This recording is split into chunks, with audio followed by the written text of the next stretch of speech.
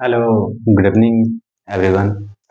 आइए हम लोग फिर से चलते हैं क्लास 10th की मैथ को लेकर के। क्लास 10th की मैथ में हम लोग चल रहे थे perimeter and area of a plane figure. ठीक है, तो इसमें अभी हमारे कुछ न्यूमेरिकल्स रह गए हैं, उनको भी हम लोग सॉल्व कर लेते हैं। फिर इसके बाद आगे हम लोग चलते हैं, देखते हैं जैसा भी क्वेश्चन रहेगा, फिर इसके बाद आगे हम लोग सोल्यूशन करते भी रहेंगे। ठीक है, तो यहाँ पे हमारा जो क्वेश्चन दिया हुआ है, कह रहा है कि find the area of rhombus. ठीक है, एक रोम्बस दिया हुआ है और उसकी एरिया फाइंड करने के लिए कह रहा है कि the length of the whose diagonals are 30 centimetre and 16 centimetre.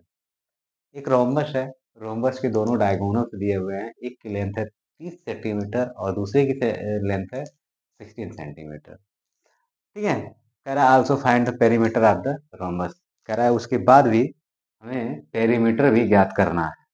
ठीक है, तो चलिए आइए चलते हैं, फिर देखते हैं। तो सबसे पहले हम लोग इसको फिगर से समझ लेते हैं। रोम्बस, रोम्बस क्या होता है वो देख लेते हैं।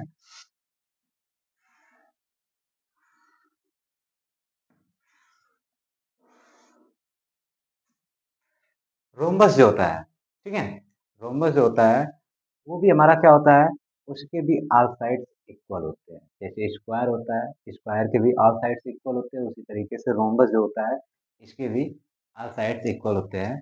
ठीक है, बट इसके एक कंडीशन ये होती है कि इसका जो डायगोनल्स होते हैं,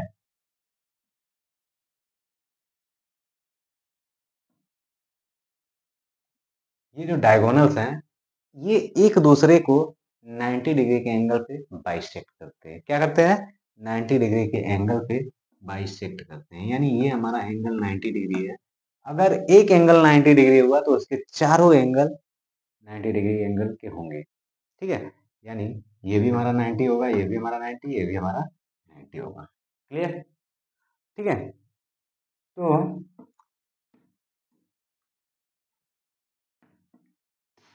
यहाँ पे हमारा ये दिया हुआ है। ठीक है, तो A B A C equal to हमारा कितना दिया है? 30 सेंटीमीटर दिया हुआ है। और डी बी इक्वल टू हमारा कितना दिया है? 16 सेंटीमीटर। ठीक है, अब यहाँ पे कंडीशन ये आ गया कि जब दोनों डायगोनल आपस में एक दूसरे को 90 डिग्री के एंगल पे कट करेंगे, बाइसेक्ट करेंगे। ठीक है, बाइसेक्ट करेंगे, इंटरसेक्ट करेंगे। तो यहाँ पे हमने एक टर्म बोला बाइसेक्ट करना। बाइसेक्ट का मतलब क्या होता है कि किसी भी लाइन को, किसी भी पॉइंट्स को, किसी भी पार्ट्स को दो भागों में बांटना। ठीक है, जब ये एक दूसरे को आपस में काट रहे हैं तो वो किस पॉइंट पे कट कर रहे हैं? मिड पॉइंट पे।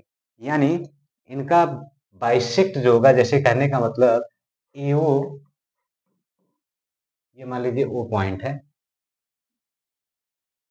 EO इक्वल टू हमारा कितना हो जाएगा? 30 डिवाइड बाई 2 इक्वल टू कितना हो जाएगा? 15 सेंटीमीटर।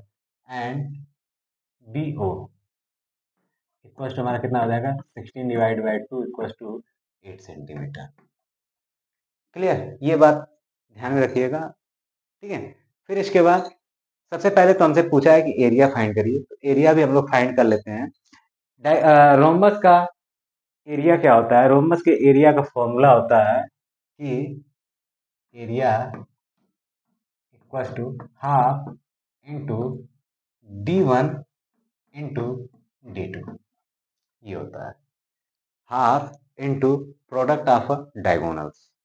ठीक है, ये बात समझ में आ गई। तो डायगोनल्स हमें दिए हुए हैं, D1 इक्वल टू मान लीजिए 30 सेंटीमीटर और D2 इक्वल टू मान लीजिए 16 सेंटीमीटर। तो यहाँ से जब हम लोग फाइंड करेंगे कि हमारा एरिया क्या आ जाएगा? Half into 30 into 16। ठीक है, तो यहाँ से हम किसी को भी कट कर लें, कोई दिक्कत नहीं, इसको इससे ही कट कर लें। तो ये 8 बार आ जाएगा और 8 3 जा 24 आ जाएगा। तो यानी इसका हमारा टोटल एरिया कितना आ जाएगा? 24 सेंटीमीटर स्क्वायर। क्लियर? अब इसके बाद हमें हमने हमें हमसे एरिया पूछा था, हमने एरिया फाइंड कर लिया। हमसे दूसरा पॉइंट क्या पूछ रहा है कि also find the perimeter of the rhombus. Also find the perimeter of the rhombus. Rhombus का हमें पेरीमीटर भी फाइंड करने के लिए कह रहा है। तो चलिए, हमें पता है कि ये यहाँ से यहाँ तक का डिस्टेंस हमारा कितना हो जाएगा? 15 सेंटीमीटर। और यहाँ से यहाँ तक का डिस्टेंस हमारा कितना हो जाएगा? 8 सेंटीमीटर। और ये एंगल हमारा कितना बन रहा है? 90 डिग्री का। ठीक है। तो इसमें हमारा क्या हो जाएगा, पाइथागोरस थ्योरम अप्लाई हो जाएगा। तो हमारा पाइथागोरस थ्योरम जब अप्लाई होगा तो यहाँ पे फॉर्मूला क्या अप्लाई हो जाएगा, A B square equals to A O का स्क्वायर प्लस बी ओ का स्क्वायर। तो हमारा 15 15 जा कितना आ जाएगा, 225। कितना आ जाएगा, 225। ठीक है, प्लस 8 8 जा कितना आ जाएगा, 64। ठीक है, अब इसको जब हम ऐड करेंगे तो कितना आ जाएगा, 549 6 प्लस 2 8 और 289 आ गया। यानी A B square equals to इतना, then A B equals to हमारा क्या आ जाएगा, ए बी इक्वल्स टू आ जाएगा अंडर रूट 289। 289 का स्क्वायर रूट निकालेंगे क्या आ जाएगा, ठीक है, रूट निकालेंगे तो हमारा क्या आ जाएगा, ए बी इक्वल्स टू ये हमारा आ जाएगा 17। ए बी इक्वल्स टू आ गया 17। जैसा कि मैंने आपको स्टार्टिंग में ही बताया कि रोम्बस जो होते हैं, रोम्बस के ऑल साइड सारा इक्वल होते हैं। तो अगर ये डिस्टेंस हमारा 17 है तो ये भी हमारा 17 होगा, ये भी हमारा 17 होगा, ये भी हमारा 17 होगा। तो हम चाहें तो ऐसे भी निकाल सकते हैं, ठीक है, कि सम ऑफ ऑल साइड्स को हम ऐड कर लेंगे तो वहां से हमारा क्या निकल जाएगा, पेरीमीटर निकल जाएगा। या हम पेरीमीटर इक्वल टू लिख लें, perimeter equals to 4 into sides equals to 4 into 17। ठीक है, तो ये हमारा कितना आ जाएगा, 68 सेंटीमीटर। क्लियर, ठीक है, ये क्वेश्चन समझ में आया। ठीक है, अगर ऐसे क्वेश्चन में कहीं आप लोगों को दिक्कत आती है, कुछ भी है, देखिए एक चीज है कि ये जो हम लोग चैप्टर ले करके चल रहे हैं, इस चैप्टर में मैक्सिमम कंडीशन हमारा फॉर्मूला होता है। अगर हमने फॉर्मूले को छोड़ा तो हम कुछ भी नहीं कर पाएंगे।